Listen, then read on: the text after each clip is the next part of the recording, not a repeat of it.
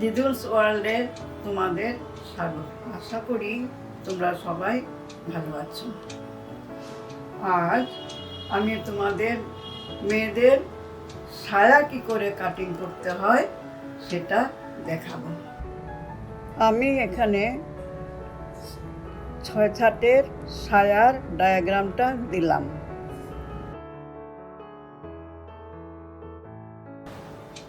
তবে চলো শুরু করি। আমি যে কাপড়টা নিয়েছি এর পানা অর্থাৎ বহল হলো 46 ইঞ্চি। এত আমি 6 ছাটের সায়া বানানো দেখাবো। 46 ইঞ্চি পানা 6 ছাটের সায়াতে কোনোভাবেই লাগে না। সেই জন্য আমি এটা হ্যান্ডেল করা একটু অসুবিধা, সেই জন্য আমি এটা কেটে সাইডে সরিয়ে রেখেছি। এখান থেকে আমি কোমরের পট্টি বের করব। আর লম্বা নিয়েছি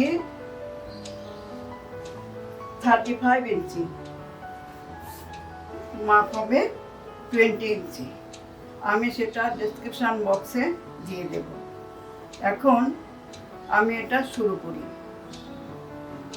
তোমাদের সুবিধার্থে আমি পেপার কাটিং করে নিয়েছি, একটা বড় অর্থাৎ ডাবল আর দুটো ছোট সাইডে। আর এটার জন্য পেপার কাটিং করলে সুবিধে হবে। দেখো এটা পেপার কাটিং। তারপর আমি তোমাকে ছবিটা দিয়ে দেব ডেসক্রিপশন বক্সে। এখন তোমাদের দেখবার জন্য বা সুবিধার্থে আমি এটা তোমাদের দেখালাম। বড় কাপড়টা এখানে দুটা ভাগ, বড় কাপড়টা ডাবল, আর দুপাশে এই দুটো লাগাতে হবে। বুঝতে পেরেছো তো? এরকম। এখন আমি কাটিংটা করি।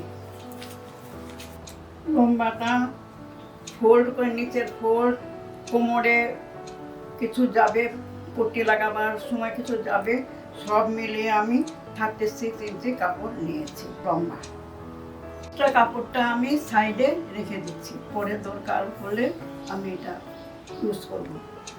আর এই কাপড়টাকে প্রথমে আমি দুভাঁজ করলাম লম্বা করে, দেখো, আবার চওড়ায় আরেক ভাঁজ দিলাম, অর্থাৎ এখানে কিন্তু 4টা ভাঁজ, 4 ভাঁজ। এখন আমি কোমর থেকে নিচ পর্যন্ত আনবো টেনে।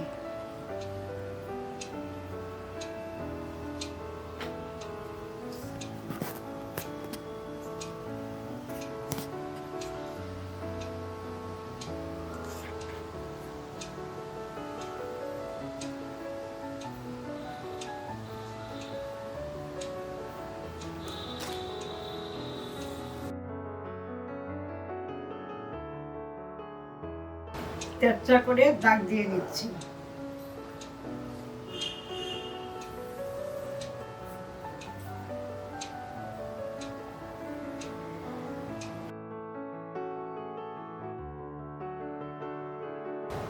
কোমরের মাপ সেলাই করার পর 20 ইঞ্চি থাকবে।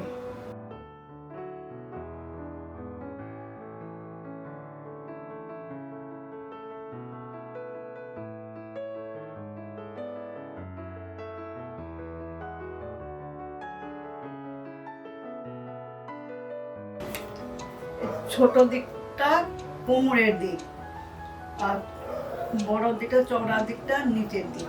এটা নিচের দিক। আবার এটা এরকম চ্যাপটা ভাবে কাটতে হবে, নইলে এটা তো 6 ছাটের হবে না। এটা কোমরের দিক, এটা হলো নিচের দিক। এখন আমি কাটবো। কত হবে এখানে হিসাবটা আমি এক্ষুনি পেয়ে যাব। এখানে 5 ইঞ্চি, এদিকে 5 ইঞ্চি, এদিকে হলো 6 ইঞ্চি, 6 5 11 ইঞ্চি, আরো এদিকে সেটা যোগ করতে হবে। মোট 21 সাড়ে 21 ইঞ্চি হবে শেষে সেলাই করে থাকবে 20 ইঞ্চি 20 ইঞ্চি। এখন আমি কাটা শুরু করি।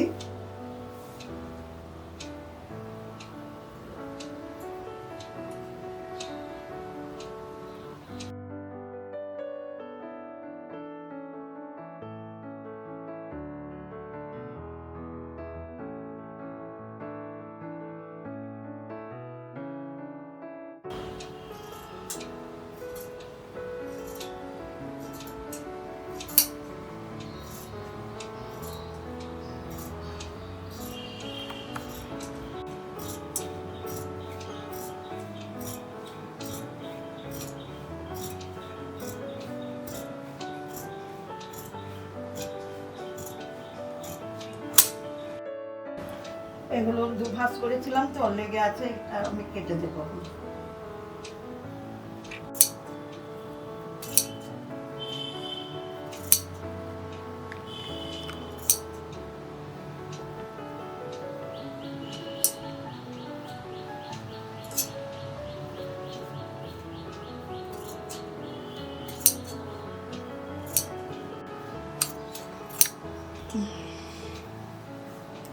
ধৈর্য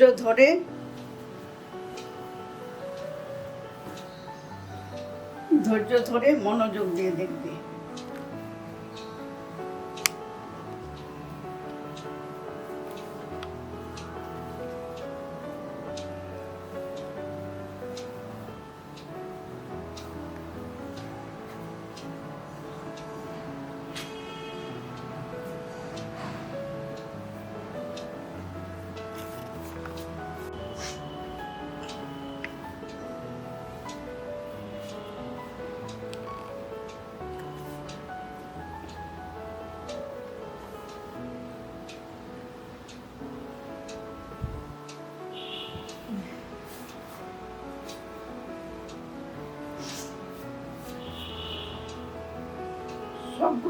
সবগুলো পার্ট সেলাই করতে কিছু কিছু 2 পয়েন্ট 2 পয়েন্ট করে প্রত্যেকটাতে কমে যাবে, কোমরটাতেও কমে যাবে।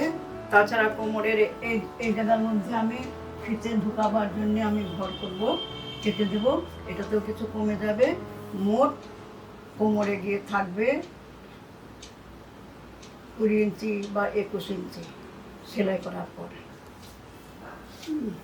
আর নিচে আছে এখন আছে 34 ইঞ্চি। এটা সেলাই করে করে কিছু কিছু কমে যাবে, আর নয় আরও আছে, সেলাই করে কিছু কিছু কমে যাবে। তোমরা ধৈর্য সহকারে মনোযোগ দিয়ে দেখবে। 6 6 হলো কিরকম, এই যে 1 2 3 4 5 6,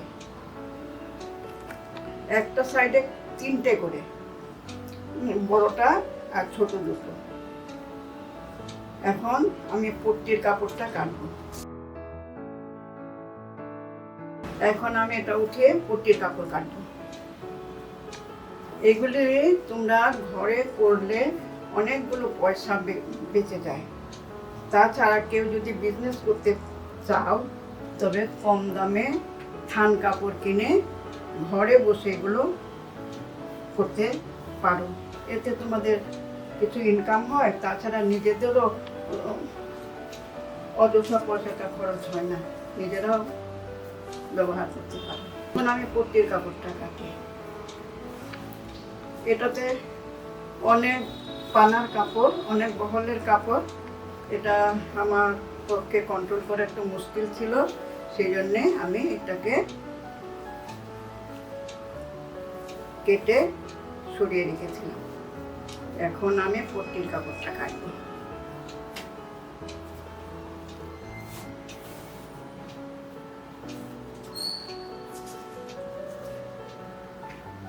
আমি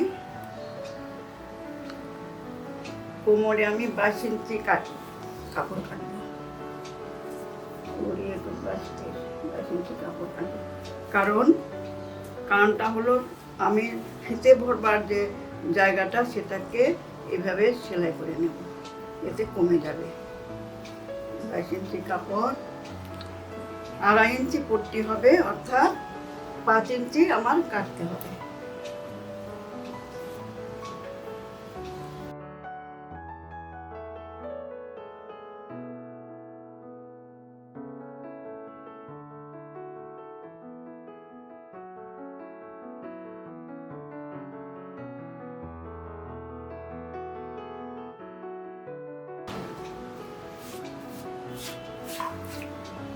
পট্টিটা হবে 2.5 ইঞ্চি, এটা ফোল্ড করতে হবে, তাই আমার 5 ইঞ্চি কাপড় নিতে হবে। এই যে এরকম ফোল্ড করতে হবে, এরকম ফোল্ড করতে হবে।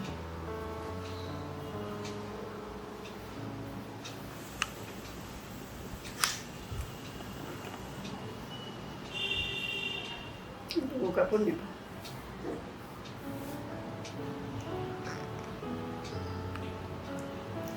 সেলাইয়ের জন্য কিছু কমে যায়, এই জন্য আমি 5 ইঞ্চি কাপড়, 5-এর একটু বেশি নিলাম।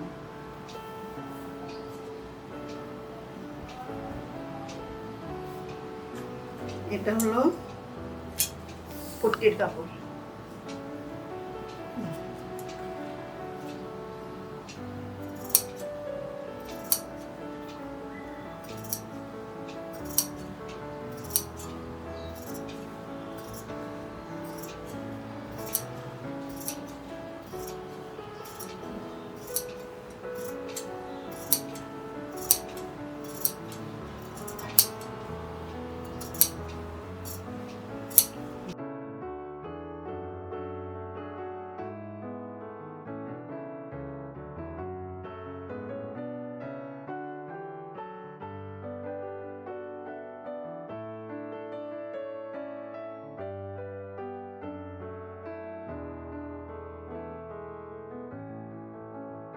কেটে নিই।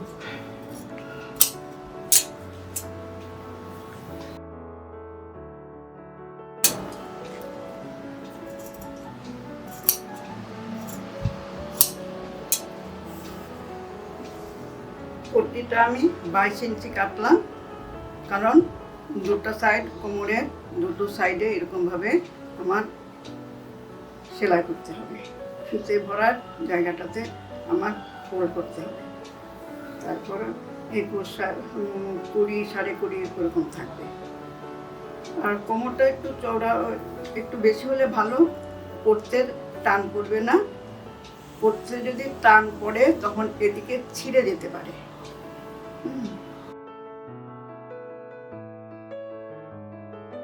এটা একদম বড় ফিগারের না, মিডিয়াম সাইজের ফিগারের জন্য এটা করেছি।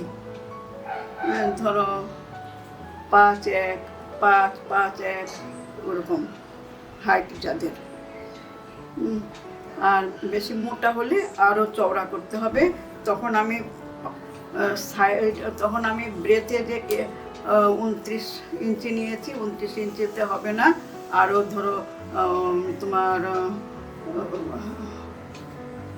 32 বা 34 ইঞ্চির পানার যে কাপড় পাওয়া যায়, 34 ইঞ্চির কাপড় লাগবে। এখন 36 ইঞ্চির কাপড় পাওয়া যায় না, 34 ইঞ্চির পাওয়া যায়।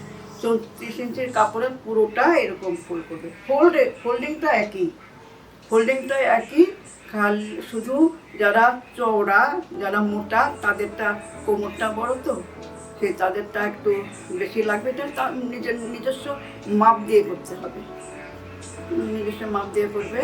তবে কাটিংটা কিন্তু একই। কাটিংটা আমি যে দেখিয়েছি তোমাকে, কাটিংটা একই, পেপার কাটিংটা একই। আবার আমি দেখাচ্ছি, পেপার কাটিংটা একই, শুধু এগুলো আর একটু চওড়া চওড়া হবে, এই আর একটু চওড়া চওড়া হবে। আর এটা মাঝে রাখবে, বড়টা এখানে ডাবল, বড়টা মাঝে রাখবে, দুটো দুই পাশে রাখবে। আর এখানে ফিতে ঢুকাবার জায়গাটা এখানে একটু চিড়ে নিয়ে এটা সেলাই করবে। কিভাবে আমি সেলাই করব সেটা যখন আমি সেলাই করব তখন তোমাদের দেখাবো। তবে একটা কথা, কঠিন একটুও না, খালি মনোযোগ সহকারে করতে হবে। আর প্রথমে পেপার কাটিং করে নেবে। পেপার কাটিং করার পর কাপড়ের মধ্যে তুমি দাগ দিয়ে নেবে। দাগ দিয়ে সঙ্গে সঙ্গে হুড়মুড় করে কাটবে না, একটু চিন্তা করে কাটবে। আর আমি বারবারই বলছি, ধৈর্য সহকারে মনোযোগ দিয়ে করবে, দেখবে কোনো কাজ কঠিন না, এতে তুমি এগিয়ে যাওয়ার পথ পাবে। আশা করি তোমরা সবাই কুশলী আছো। তবে কতটুকু তোমরা শিখলে সেটা আমাকে কমেন্ট করে জানাবে, নইলে আমি উৎসাহ কোথা থেকে পাবো? আমার এই বয়সে তো আমার এগুলো করার কথা নয়, কিন্তু আমি ভাবি যে আমার দ্বারা যদি তোমরা কিছু উপকৃত হও, সেই জন্যে আমি যতদিন আছি, আর খুব বেশি দিন তো নেই, যতদিন আছি ততদিন তোমাদের একটু অন্তত